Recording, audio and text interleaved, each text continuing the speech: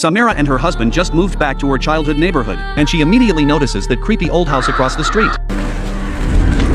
You sure that house is empty? Yeah, very.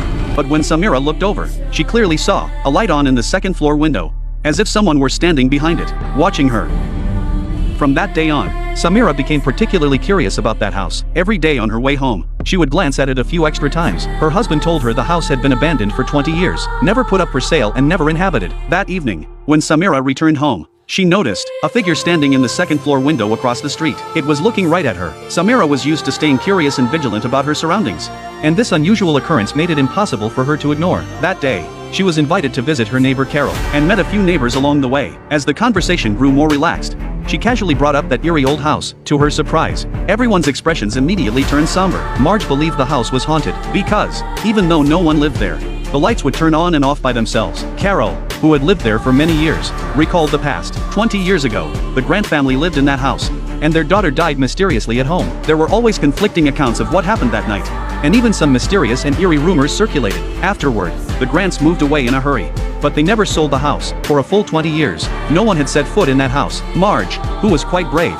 became intrigued, and wanted to see what exactly was hidden inside that haunted house. Just as everyone was discussing the old house, a car suddenly sped into the neighborhood. The tires screeched against the pavement as it came to a stop right in front of the old mansion. A real estate agent then got out of the car and planted a for sale sign on the lawn. For a moment, everyone was in disbelief. The house hadn't been on the market for 20 years.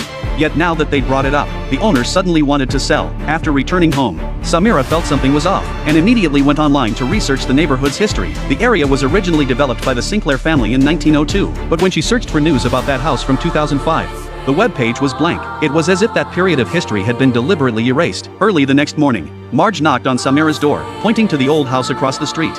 She noted that the sign on the lawn had been changed to open house. They were actually allowing people inside for viewings. They went over together but found the door jammed shut. Marge simply kicked the door open. The interior was surprisingly intact, as if time had stopped 20 years ago. She then went upstairs and discovered a bedroom that clearly belonged to a child. The air was thick with a musty odor. She opened the wardrobe and found a girl's name, Allison, written in red pen. That's creepy.